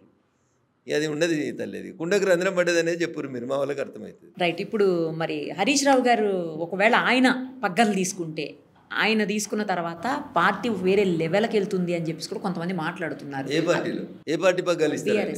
ఎవరు ఇస్తారు? ఎందుకు ఇస్తారు? అది కళ అంటున్నా. Right sir. ఇప్పుడు మరి నిన్న లేటెస్ట్గా డిప్యూటీ సీఎం గారి ఇంటికి కవిత గారు వెళ్ళినప్పుడు ఆవిడ శారీ గురించి కూడా చాలా పెద్ద చర్చ నడిచింది. మొత్తం అంతా ఆవిడ రంగులు జెండా మొత్తం కాంగ్రెస్ జెండా లాగా ఇది సంకేతమా ఏంటి కాంగ్రెస్లోకి మారుతున్నారు అన్నట్టని. జాతీయ జెండా కూడా అవే రంగులు ఉంటాయి కదా. అవును. మరి అదేందుకు బీజేపీలోకా? ఆ 3 రంగులు జాతీయ జెండాలో కూడా ఉంటాయి కదా. అవును. మరి కాంగ్రెస్ చీర కట్టుకొని పోయిందని ఎందుకు ముచ్చట పెడుతున్నారు? కవిత ఏ చీర కట్టుకుంటేంది అంటే అదేమన్నా సంకేతం అన్నట్టు మాట్లాడుతున్నారు. తప్పు పర్సన్ అడుగుతారు ప్రశ్న. రైట్ పర్సన్ కవిత. రైట్ పర్సన్ అడగాలి. రైట్ పర్సన్ అడగాలి. బీజేపీ వాళ్ళు మొత్తం వ్యతిరేకిస్తారు హైడ్రాని, మీరు ఒక్కళ్ళే పొగుడుతారు. ఎందుకని? రఘునందన్ గారికి మాత్రం ఎందుకు నచ్చింది హైడ్రా? రఘునందన్ రావు మాట్లాడిన మాటలకి అర్థం కాక జనాలు ఏది పడితే అది ఎవరుతూనే ఉంటారు. రఘునందన్ మీద ఎప్పటికి బురదేయాలని ఇంటోడు చూస్తాడు, పక్కింటోడు చూస్తాడు. ఏం చేస్తాం అట్లయితే? ఏమర్థమైంది మీకు? హైడ్రా తీసుకొచ్చిన కాన్సెప్ట్ ఏంది? రఘునందన్ రావు మాట్లాడిన మాటలు ఏందనే చూడరు మీరు. బఫర్ జోన్లో కానీ, FTLలో కానీ, శిఖం భూములలో కానీ ఎక్కడ ఏ నిర్మాణం చేపట్టినా చదువుకున్నాను కాబట్టి చదువుకున్న రీతిలోనే మాట్లాడినాను. ఎక్కడ ఏ నిర్మాణం చేపట్టినా సుప్రీంకోర్టు, ఈ దేశ సర్వోన్నత న్యాయస్థానం ఏం చెప్పిందంటే ఎట్లాంటి నోటీస్ ఇవ్వాల్సిన అవసరం లేకుండా దాన్ని కూలగొట్టమని చెప్పింది. నేను అదే కరెక్ట్ అన్నా. నేను వకీల్ని కాబట్టి మా భాషలో అది కరెక్ట్ అనిపించింది, కరెక్ట్ అన్నా. దాన్ని తీసుకొచ్చి పేదోళ్ళని ఇల్లు కూలగొట్టిరు, పెద్దోళ్ళు ఇల్లు కూలగొట్టలే, తిరుపతి రెడ్డి ఇల్లు కూలగొట్టిరు, KTR ఇల్లు కూలగొట్టిరు. ఇవేం పంచాయతీలు? వ్యక్తులకు ఎందుకు ఆపాదిస్తారు? ఇప్పుడు మనమే అడుగుతున్నాం కదా, గదేదో కాలేజీ చెరువు మధ్యలో కడితే తుర్కోలు కట్టి కాలేజీ చెరువులలో కట్టుకుంటే ఒప్పుకుంటారని మీరు నేను అడుగుతున్నాం కదా. మరి చెరువులు ఏది కట్టినా తీసేయమనేది హైడ్రా. అంతవరకే పని చేయమని నేను కోరుకుంటున్నా. తప్పేంది? పేదోళ్ళు కట్టుకున్నారు, పేదోళ్ళు ఇల్లు ఎట్లా తీస్తారు? వాళ్ళకి వేరే ఇల్లు ఇవ్వమని చెప్పుండ్రి, ఆల్టర్నేట్ ఇల్లు ఇవ్వమని చెప్పుండ్రి. 100 గజాలు ఇచ్చి ఇల్లు కట్టి ఇవ్వమని ప్రభుత్వాన్ని. గదడకుండా చెరువు కట్టం, నీళ్లు కట్టి చెరువు కట్టం, ఇల్లు కట్టి చెరువు కట్టం, ఇంకేదో కడితే ఉత్తరాఖండ్లో ఏమైంది, వయనాడులో ఏమైంది? తెల్లారిసరికట్లో కొట్టుకుపోతారు, మునిగిపోతారు. వాయనాడులో ఆ ఇల్లు తొలగించమని ఒక కమిటీ నివేదిక ఇచ్చింది, తొలగించలేదు. 3 ఏళ్ళు అయింది, కొట్టుకుపోయారు, మునిగిపోయినరు. ఎవరికి నష్టం అవుతుంది? మళ్ళీ అదే పేదోడికి నష్టం అవుతుంది కదా. ఉన్నోడు ఎట్లా బంజారా బంగ్లాలు ఉంటాడు కదా, ఉండడా? అంతే కదా. చెరువుల్ని ఎంకరేజ్ చేయొద్దు అని చెప్తాడు రఘునందన్ రావు. శిఖం భూములు ఎంకరేజ్ చేయొద్దు అంటున్నా. FTLలలో బఫర్ జోన్లలో కన్స్ట్రక్షన్స్ కట్టకుండ్రి అంటున్నా. తెలిసి తెలియక ఎవరైనా ప్రభుత్వం అనుమతులు ఇస్తే కట్టుకుంటే దయించి మీకు ఇచ్చినటువంటి అనుమతి పొరపాటుని ఇచ్చినా మీకు వేరే దగ్గర స్థలం ఇస్తామని వాళ్ళని షిఫ్ట్ చేయండి అని చెప్తున్నాం. దీన్ని తప్పేమని చెప్పుర్రి. రఘునందన్ ఒక్కడే సపోర్ట్ చేస్తున్నాడు. రఘునందన్ రేవంత్ రెడ్డి ఒక్కటి ఏముంటుంది? ఆడలేక మధ్యలో తప్పితే ఏముంటుంది? రఘునందన్ గెలవడం శాతకాకి ఇవన్నీ పుకార్లు అన్నట్టుగా, అంతే. అంతకుమించి ఏముంటుంది సార్? అలా ఏం లేదు. అందులో మన ఏరియాలో ముఖ్యంగా కోకాపేట కావచ్చు, మొన్న ఈ మధ్యకాలంలో అయితే హైటెక్ సిటీ దగ్గర ఎకరం 140 కోట్లు 130 కోట్లు ఇలా పోతున్నాయి సార్ భూములు. ఏమనుకోవాలి? అంటే మనం హైదరాబాద్ బాగా డెవలప్ అయిపోయింది అనుకోవాలా, లేకపోతే అసలు పేదవాడికి అందుబాటులో లేకుండా పోతుంది అనుకోవాలా? నా దృష్టిలో 2 కూడా కరెక్ట్ కాదు. విరుగుట కొరకే అనుకుంటున్నాడు. అంటే పడిపోతుందా మళ్ళీ? అది ఏమైందనే తర్వాత ఆలోచించుకోండి. నేనేం శాపనార్థాలు పెడతలేను, ఇంకా ఫ్యాక్ట్ చెప్తా ఉన్నాడు. అతి సర్వత్రా వర్జయతే అంటారు, అంతే అవుతుందని నేను అనుకుంటున్నాను. కానీ అంతంత అసలు అందుబాటులో లేకుండా పోతున్నాయి కదా సార్. మీ భాషలో అందుబాటులో లేకుండా పోతున్నాయి, వాళ్ళ భాషలో బిజినెస్ బాగా లాభసాటిగా సాగుతుంది. అది చూసే కళ్ళని బట్టి చెప్పే మాటల్ని బట్టి ఉంటుంది, వినే చెవులను బట్టి బిజినెస్ కూడా బాగా అవుతుంది. ఓకే. 150 కోట్లు పెట్టి ఒక ఎకరం కొనుక్కున్నాడు అంటే దాంట్లో వచ్చేది 2600 గజాలు వస్తుంది. ఆ 2600 గజాలలో మీరు గజంకి HMDA 4,800 గజాలు కదా సార్. 4,800 గజాలని లేఅవుట్ చేసి రోడ్లు వేసి డెవలప్మెంట్ చేసిన తర్వాత వచ్చేది 2600 స్క్వేర్ యార్డ్స్ వస్తుంది అప్రాక్సిమేట్లీ. మాక్సిమం వస్తే 2800 స్క్వేర్ యార్డ్స్ వస్తుంది. ఒక ఎకరానికి మీరు అన్నటువంటి 4,800 గజాలు డివైడెడ్ బై ఈ 150 కోట్లు వేసిరు అనుకోరి, ఒక గజం ఎంత పడ్డట్టు? అందులో ఎవరు ఉంటారు? ఇల్లు కట్టుకొని ఉంటారా? ఉండరు కదా. హారిజాంటల్ కట్టలేం కదా, దాన్ని వర్టికల్ కడతారు. 70 ఫ్లోర్లు 100 ఫ్లోర్లు కడతారు. అప్పుడు లాభసాటి వ్యాపారం అవుతుంది. ఇప్పుడు ఒక్కొక్క ఫ్లాట్ 20 కోట్లకి అట్లా అమ్ముతున్నారు. అట్లా కట్టి వాడు 70 ఫ్లోర్లు కడతాడు. 70 ఫ్లోర్లు అంటే 20 కోట్లు ఎంత అయింది తల్లి? 140 కోట్లు అంతే వచ్చింది. అవునా? 150 కోట్లు పెట్టి ఎకరం కొన్నాడు, 140 కోట్లు వచ్చింది. ఇక్కడ ఇంకా మీ కార్ పార్కింగ్ అని, రిజిస్ట్రేషన్ అని, GST అని, వాట్ అని, ఇంకా రకరకాలని, ఎత్తులేస్తే ఇంకోటని, ఈస్ట్ ఫేస్ అయితే ఇంకోటని, వెస్ట్ ఫేస్ అయితే ఇంకోటని, అన్ని కలిపి ఇవన్నీ నాకు ఇంగ్లీష్ రాదు కాబట్టి అట్లా చెప్తున్నాను. ఇవన్నీ ఇట్లా చంపుతారు కాబట్టి వాడు 150 కోట్లు పెట్టి కొడుతున్నాడు. 80 ఫ్లోర్లు ఇస్తుంది గవర్నమెంట్. కానీ గవర్నమెంట్ ఆలోచించాల్సిన మినిమం ఇదేంటంటే, ఇప్పుడు మీరు ఒక ఎకరంలో ఇంతకుముందు ఎన్ని చెట్లు ఉండే, ఇప్పుడు మీరు ఎకరం కట్టిన తర్వాత ఆయన ఏం పెడతాడు? 2 పూల మొక్కలు పెట్టి చిన్న చిన్న అందంగా కనబడేందుకు 2 చెట్లు పెడతాడు. అపార్ట్మెంట్లో ఒక 1000 మంది వస్తారు అనుకోర్రి. 1000 మందికి సరిపోయింది ఆక్సిజన్ వస్తుంది ఆడికెళ్ళి. 1000 మంది వదిలేసిన కార్బన్ డైఆక్సైడ్ పీల్చుకుంటేందుకు అక్కడ మొక్కలు ఉన్నాయా? 1000 మంది ఒకటేసారి కార్లు 1000 మంది ఉన్నారంటే కనీసం ఒక 300 కార్లు ఉంటాయి. ఒకటేసారి 300 కార్లు రోజు పొద్దున 9:30 పోవాలని పోతే, లేదా ఒకటేసారి 9:30 అందరూ ఆఫీస్ పోవాలని బయలుదేరితే నీ ఇంటి ముంగట ఉన్న రోడ్ అంతా ఇంతే ఉంటుంది. మధ్యలో డివైడర్ ఉంటుంది, అటు 2 లైన్లు ఇటు 2 లైన్లు ఉంటాయి. ట్రాఫిక్ జామ్ అవుతుంది హైదరాబాద్లో అంటే. కాకపోతే ఏమవుతుంది? నిరుపమ్ గారు, మీరు 80 ఫ్లోర్లు పైకి ఇస్తున్నప్పుడు ఆ 80 ఫ్లోర్లలో లేదా ఒక 10 ఎకరాల్లో 50 అంతస్తులు ఇస్తుంటే ఇక్కడ కనబడుతుంటాయి మీరు వస్తుంటే సర్వీస్ రోడ్ ఎంబడి. ఒక టవర్ కంప్లీట్ అయితే ఒక ఊరు కంటే పెద్దగా ఉంటుంది టవర్. దాంట్లో ఉండే జనాభా ఒక ఊరు కంటే ఎక్కువ ఉంటారు. రోడ్ ఏమైనా పెరుగుతుందా నిరుపమ్ గారు? అదే రోడ్డు సార్. మీరు ఇంతకుముందు 5 ఫ్లోర్లు 10 ఫ్లోర్లు ఇచ్చినప్పుడు సేఫ్గా ఉంది హైదరాబాద్. ఇలా మల్టీ స్టోరీడ్ బిల్డింగ్ అని 50 ఫ్లోర్లు ఇచ్చి ఎగ్జిస్టింగ్ అదే 100 ఫీట్ల రోడ్డు మీద ఇప్పుడు మీరు వచ్చిన ఈ రోడ్ ఎంబడి మొత్తం మేము వచ్చినప్పుడు 2017లో ఎవరు లేరు ఈ రోడ్డు మీద, మాది ఒకటే కాదు. ఇవాళ మేము 25కి వచ్చేసరికి మాకు చుట్టూ ఇట్లా చూడాల్సి వస్తుంది పైకి. ఏ పక్క చూసినా అన్ని 50 ఫ్లోర్ల బంగ్లాలే వచ్చినాయి. సో ఇవన్నీ ఫుల్ఫిల్ అయ్యి రేపు జనాలు వచ్చిరనుకోరు, ఇంటికి 2 కార్లు వేసుకొని వచ్చిరనుకోరు, ఈ రోడ్ ఎట్లా సరిపోతుంది నిరుపమ్ గారు? ట్రాఫిక్ జామ్ కాకపోతే ఏమవుతుంది? సో ఈ బిల్డింగ్ కడుతున్నప్పుడు అక్కడికి వచ్చే జనాభా ఎంత, వాళ్ళకి భవిష్యత్తులో అవసరాలు ఏముంటాయి, రోడ్ ఏంది, నీళ్ళేంది, మోరేంది, డ్రైనేజ్ ఎడిపోతుంది, కరెంట్ ఎంత కావాలి, ఏమన్నా ఆలోచిస్తుందా మున్సిపాలిటీ? ఫీజు కట్టిర్రు, పర్మిషన్ ఇచ్చినాము, మరి రోడ్ ఎవరు వేయాలి? వాటర్ ఎక్కడికి వస్తుంది, డ్రైనేజ్ ఎడిపోతుంది. ఇంతకుముందు న్యాచురల్ కొండలు ఉంటుండే, ఇక్కడ కొండ ఉండే, ఇక్కడ పల్లం ఉంటుండే, ఇట్లుంటుంది. ఇప్పుడు ఈడికి డ్రైనేజ్ ఎట్లా ఎక్కిస్తావు, ఈడికి ఇంకొకటి ఎట్లా వస్తుంది, ఎట్లా ఎమ్యూనిటీస్ ఇవ్వడం లోపల ఎట్లా సక్సెస్ అవుతారు చెప్పండి. సో ఇది బాధాకరమైనటువంటి విషయం. మున్సిపల్ అధికారులకు నా విజ్ఞప్తి ఏంటంటే ఈ హై రైజ్ అపార్ట్మెంట్స్ అనేవి ఆపండి ఫస్ట్. ఆపకపోతే మీకు రోడ్లు సరిపోవు ఇవి. అందుకని జనానికి కన్వీనియన్స్ ఇస్తున్నామో మనం నష్టం చేకూరుస్తున్నాం అనేది ఆలోచించాలి. ఫైనల్లీ ఒక్కటి చెప్పండి సార్, ఢిల్లీలో భయంకరమైనటువంటి పొల్యూషన్ ఈరోజు అసలు తట్టుకునే పరిస్థితి లేదు. అక్కడికి వచ్చిన వాళ్ళు కూడా మళ్ళీ ఇక్కడ వద్దు బాబాయ్ అని చెప్పి తిరిగి రిటర్న్ వెళ్ళిపోతున్నారు వేరే దేశాలకి, అలాగే వేరే ప్రాంతాల నుంచి వచ్చిన వాళ్ళు కూడా వెళ్ళిపోతున్నారు. రేపు పొద్దున హైదరాబాద్లో కూడా దగ్గర అదే పరిస్థితి వస్తుంది. హైదరాబాద్ని ఎలా కాపాడుకోవాలి, ఢిల్లీని ఎలా సేవ్ చేసుకోవాలి సార్? ఒక్కసారి మీకు తోచిన విధంగా చెప్పండి. మీ అవసరమైంది అడ్వైస్ కూడా. తల్లి ఇప్పుడు మనం ఇల్లు కట్టుకుంటున్నాం, ఇంటి కాంపౌండ్లో మనం 10 మంది ఉంటున్నాం, 10 చెట్లు పెట్టుకోర్రి, మనిషికో చెట్టు అనే పెట్టుకోర్రి. 2 విచ్చలవిడిగా ప్లాస్టిక్ వాడుతూ ఉన్నాం, ప్లాస్టిక్ వాడకాన్ని బంద్ చేయించాలి. ప్లాస్టిక్ వాడకాన్ని బంద్ చేయించాలి అంటున్నారు. సరే సార్, దీని బదులు అదేదో ప్రభుత్వం మీరు అక్కడ మీరే ఉన్నారు కాబట్టి కేంద్ర ప్రభుత్వం లెవెల్లో మీరు ఎందుకు బ్యాన్ చేయలేకపోతున్నారు అసలు? కొన్ని రాష్ట్ర ప్రభుత్వాలు చేయాలి, కొన్ని కేంద్ర ప్రభుత్వాలు చేయాలి, కొన్ని ఇద్దరు కలిసి సంయుక్తంగా చేయాల్సిన పనులు.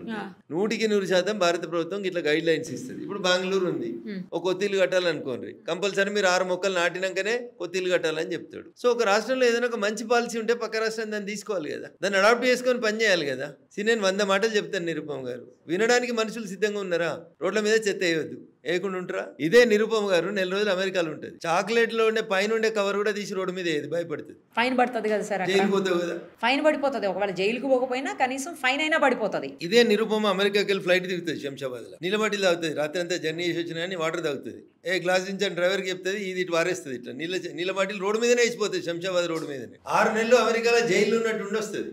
కనీసం చాక్లెట్ మీద ఉన్న కవర్ కూడా బయట వేయడానికి ఇష్టపడదు. కానీ శంషాబాద్ ఎయిర్పోర్ట్ దాటంగానే, శంషాబాద్ ఎయిర్పోర్ట్ కాంపౌండ్ నుంచి కొద్దిగా బయటికి రాగానే గ్లాస్ దించు అని చెప్పి డ్రైవర్కి చెప్పి వాటర్ బాటిల్ తీసి బయట వారేస్తుంది, ప్లాస్టిక్ వాటర్. అంటే ఏంటి, మన దగ్గర చట్టాలు కఠినంగా లేకపోవడం కారణమా సార్? ఏంటి డెమోక్రసీని మనం చాలా ఎక్కువగా అనుభవిస్తూ ఉన్నాం. డెమోక్రసీ అంటే మనకి ఏమవుతుంది, హెల్మెట్ పెట్టుకోవాలి, ఏమవుతుంది, ఫైన్ పడుతుంది, అంతే కదా, కట్టేస్తాం ఫైన్. సో చిన్నప్పటి నుంచి తల్లిదండ్రులు పిల్లలకి కూడా అట్లే నేర్పుతా ఉన్నారు. బేసికల్లీ మా నాన్న ఎమ్మెల్యే, నా బండి ఆపుతామని పోలీసుని బెదిరిస్తాడు. మీ నాన్న చట్టం చేసి చూడరా పోయి, మీ నాన్న చేసిన చట్టాలే పోలీసు వాళ్ళు అమలు చేస్తున్నారు అని మీరు పిల్లలకు నేర్పిస్తలేరు. సివిక్ సెన్స్ ఉండదు. రింగ్ రోడ్ ఉంటుంది, లేదా ఏదైనా ఒక 4-5 లైన్ల రోడ్డు ఉంటుంది, ఒక 2 వీలర్ పోతుంటుంది, లేదా 3 వీలర్ పోతుంటుంది. నిరుపమ్ గారు వాళ్ళు ఎడికెళ్ళి పోతారో తెలుసా మీకు? ఆ చివర 2 వీలర్లు పోవాలి, ఆ తర్వాత తక్కువ స్పీడ్ ఉన్నాయి పోవాలి. ఫస్ట్ రోడ్లో ఎవరు పోవాలంటే ఎక్కువ స్పీడ్లో పోయేటి 100+ స్పీడ్లో పోయేళ్ళు ఫస్ట్ రోడ్. 5 లైన్లు ఉంటాయి ఒక రోడ్డు మీద, 5 ఏమంటారు ఎల్లో మార్కింగ్స్ ఇచ్చి 5 లేన్స్ అన్నారు అనుకోరు. 5 లేన్లలో చివరి లేన్లో స్లోయెస్ట్ వెహికల్ పోవాలి, 3 and 4లో కొంచెం మీడియం 80 కిలోమీటర్లు పోవాలి. తర్వాత ఉన్నటువంటి 1 and 2లో 100 and above పోతున్న వెహికల్స్ పోవాలి. మీరు అవకాశం ఇస్తే మోటార్ సైకిల్ వాడు ఒకటో దాంట్లో పోతుంటాడు, వాడు 1 కేటాయించినటువంటి 5వ లైన్లో పోడు, ఒకటో లైన్లో పోతుంటాడు, జేబులో ఇట్లా పెట్టి సెల్ ఫోన్ మాట్లాడుకుంటూ పోతుంటాడు. సెల్ ఫోన్ ఆరన్ కొట్టిరు అనుకోరు మీరు, పొరపాటున ఇట్లా చూస్తాడు. సీరియస్ గా సార్, అట్లా చూస్తే పర్లేదు, ఇట్లా చూస్తాడు సీరియస్ గా. ఎక్కువ తెలియదు కూడా కొట్లాటకు వస్తాడు. అవును. సో నీకు లైసెన్స్ ఇచ్చేటప్పుడు నీకు ఎంవీఐ నిన్ను పిలిచి, బాబు ఇగో ఇవి నిబంధనలు, కారు నడిపితే ఇట్లా నడపాలి, సీట్ బెల్ట్ పెట్టుకుంటే ఇవి లాభాలు ఉంటాయి, ఇగో 5 లేన్లు ఉంటాయి రోడ్డు మీద, మీరు నడవాల్సింది 5వ లేన్లా 1వ లేన్లో నడవాల్సిన స్పీడ్ వెహికల్స్ మీకు ఎన్నడన్నా చెప్పిర్రా? ఎవరైనా మోటార్ వెహికల్ ఇన్స్పెక్టర్ లేదు అస్సలు. పోలీసు వాళ్ళని ఆపి చెప్పిర్రా? హెల్మెట్ లేకపోతే ఫైన్ వేస్తామని చెప్తారు. అది చెప్పే కంటే ముందు హెల్మెట్ లేక కొన్ని కుటుంబాలు రోడ్డు మీద పడి విపరీతమైన యాక్సిడెంట్లు అయ్యి భర్తలు పోయి భార్యలు పోయి భర్తలు మిగిలిన కుటుంబాలు ఉంటాయి. 2 వీడియోలు ఆడ టీవీలో వేసి చూపెడితే అయిపోతుంది కదా. అరే నువ్వు కూడా ఇట్లా పోతే రేపు నీ పిల్లలు అడక తింటారా ఏదో అని చెప్పాలి. మీరు జనాల ఆలోచన విధానం లోపల మార్పు తీసుకురావాలని చెప్తా ఉన్నా నేను. చట్టాన్ని ఇంకొంచెం స్ట్రిక్ట్గా ఇంప్లిమెంట్ చేయాలని చెప్తా ఉన్నాం. ఇవి చేయకపోతే ఎక్కడైనా మంచి జరుగుతుంటే దాన్ని మనం చూసి నేర్చుకోవాలని చెప్తాను. ఇప్పుడు అంత పెద్ద బిల్డింగ్ కడతాడు, 50 ఫ్లోర్ల బిల్డింగ్ కడుతున్నాడు. పొద్దున్న లేస్తే సిమెంట్ దుమ్ము, మట్టి దుమ్ము, 100 రకాలైనటువంటి దుమ్ములు రోడ్డు మీద పడతాయి. ఎక్స్కవేషన్ చేస్తారు ముందు, సెల్లార్ తవ్వుతారు, వెనకాల టిప్పర్లు అంటారు, వాటికి వెనకాల డోర్ ఉండదు. ఇట్లా కొంచెం ఎత్తుగడ్డ మీద పోతుంటే సగం మట్టి రోడ్డు మీద పడుతుంది. వాటర్ ట్యాంకర్ పోతుంది హైదరాబాద్ రోడ్ల మీద, దానికి పైన మూతి ఉండదు, సగం నీళ్లు రోడ్ల మీదనే పడుతుంటాయి. ఆ సిమెంట్ని కలిపి కాంక్రీట్ మిషన్స్ పోతాయి, రెడీ మిక్స్ మిషన్స్. వాడు ఎక్కడో అన్లోడ్ చేసి పోతుంటాడు, అందులో కొంచెం అంత ఉంటుంది, ఇంకా అందులో కొంచెం అది రౌండ్గా తిరుగుతుంటుంది కదా, లారీ పోతున్నప్పుడు అందులోకెళ్ళి కాంక్రీట్ అంతా రోడ్ల మీద పడుతుంటుంది. ఇవన్నీ సివిక్ సెన్స్ కాదా? రోజు చెప్తారా? మీకు ఎప్పుడో చిన్నప్పుడు మీ అమ్మ చెప్తుంది, బిడ్డ భోజనానికి వచ్చే కంటే ముందు చేయి కడుక్కోని. మీరు ప్రతిరోజు భోజనానికంటే ముందు కడుగుతున్నారు, భోజనం తర్వాత కూడా కడుగుతున్నారు. సో ఈ మాత్రం కూడా సెన్స్ పాటించేందుకు జనాలు ఇష్టపడతలేరు. ఇది దురదృష్టం. ఎంత మాట్లాడినా డెమోక్రసీలో కేసు పెడతావా, పెట్టుకోపో, నాకు పెద్ద పెద్ద వకీలు తెలుసు, కడతాపో కోర్టులో కేసు, నడు. మందు దాగి కారు నడుపుకురి, కష్టాలు అయితే యాక్సిడెంట్ అయితే ఎంతమందిని చంపుతారో తెలియదు అని అనుకుంటే నువ్వు నాకు చెప్తావా? నేను ఊదా పోలీసులతో కొట్లాడతాడు, వీడు రివర్స్లో కొట్లాడతాడు. వీడియో తీస్తుంటే వీడియో తీయదని కొట్లాడతారు. కొన్ని మగపోరలు అంటే ఏదో దుర్మార్గులు అనుకుంటే ఆఖరికి ఈ మధ్యలో ఆడపిల్లలు కూడా అట్లే కొట్లాడతారు. ఎటు తీసుకుపోతున్నాం మన వ్యవస్థని? అందుకని దయించి మళ్ళీ చెప్తా ఉన్నా, ఈ దేశ సంస్కృతి సాంప్రదాయాలు, మన పద్ధతులు, మన పెద్దవాళ్ళు చెప్పినటువంటి కట్టు బొట్టు విధానాల్ని అమలు చేస్తే ఈ దేశం బాగుపడుతుంది. విచ్చలవిడితనానికి అలవాటు పడి లాని బ్రేక్ చేయడం ఎట్లా అనేది మనం చూస్తున్నాం. తప్పది. లాను ఎట్లా అమలు చేయాలి, అమలు చేసే వాళ్ళకి మనం ఎట్లా సహకరించాలనే ఆలోచన లేనంతసేపు ఎన్ని చట్టాలు వచ్చినా, ఎంతమంది పోలీసు వాళ్ళు వచ్చినా, ఏమొచ్చినా ఏం గత్తలి. నేను ఒక మాట చెప్పి చివరికి ముగిస్తాం మన ఇంటర్వ్యూ. టిఎన్ శేషన్ అని భారతదేశానికి ఒక ఎన్నికల అధికారి ఉండేది, చాలా పెద్ద ఆయన. సో టిఎన్ శేషన్ గారు వచ్చే కంటే ముందు ఎలక్షన్లు వచ్చినాయంటే తెల్లారిసరికి మీ గోడ తెల్లగా ఉంటే బయట ఎవడు ఇష్టం ఉన్న పార్టీ పేరు గుర్తు అన్ని రాసిపోదురు మీ ఇంటి మీద, గోడల మీద రాతలు రాసిపోదురు. కాంగ్రెస్ పార్టీకి మన ఓటు, షేయి గుర్తుకే మన ఓటు, ఇట్లా నరేంద్ర మోడీ గారి నాయకత్వం వర్ధిల్లాలి, కమలం గుర్తుకే మన ఓటు అని. శేషన్ గారు వచ్చిన తర్వాత ఇక ఎన్నికల నిబంధనలలో ఏముందంటే, మీరు ఎవరింటి గోడ మీదనన్నా రాయాలంటే వాళ్ళతోటి ఆథరైజ్డ్ పర్మిషన్ లెటర్ తీసుకోవాలని చెప్పిండు. నేను చెప్తలేను కొత్తగా, ఈ చట్టం నుండి చూడు రేనా అమలు చేసిండు. ఒక అధికారి కష్టపడితే రాత్రి 10 తర్వాత ప్రచారం బంద్ అంటే ఇప్పుడు బంద్ అవుతుంది. లౌడ్ స్పీకర్లు ఉండొద్దంటే తక్కువ వాల్యూమ్ తోటి పెడుతున్నారు. అవునా? 10 నుంచి పొద్దున 6 దాకా 8 దాకా మైకులు ఉంటలేవు కదా, ప్రచారం బంద్ అవుతుంది కదా. ఇవన్నీ కొత్తగా శేషన్ గారు రాయలే, పుస్తకాలలో ఉన్నాయి, అమలు చేసిండు అంతే. అంతకుముందు చేసేవాళ్ళు కదా సార్, ఎవరు చేసేటోళ్ళు కాదు. ఎవరి ఇంటి ముంగటంటే వాని ఇంటి మీద పోయి రాసేటోళ్ళు, ఎవరితోటి అంటే వానితోటి మైకులలో పోయి అరిచేటోళ్ళు. అద్దు బద్దు ఉండేది కాదు. ఎమ్మెల్యే సభ వస్తే రాత్రి 12 అంటే 12 దాకా స్పీచ్ ఇచ్చేటోడు. అదేంటంటే ఎమ్మెల్యే మాట్లాడుతుండు. కానీ టిఎన్ శేషన్ గారు వచ్చినాక ఎన్నికల నిబంధనలు అన్నింటినీ దేశ ప్రజలందరికీ అర్థమయ్యేలాగా చెప్పిండు. నాకు ఇష్టం లేకుండా నా ఇంటి మీద రాసిపోయారు అనుకో, నేను కేసు పెట్టే అధికారం కూడా నాకు చూపించిండు. బాగా మారినాం, ఇంకా మారాలంటే ఇంకొంచెం మన బుద్ధి ఆలోచన విధానం లోపల మార్పు రావాలి, సివిక్ సెన్స్ కొంత ఉండాలి.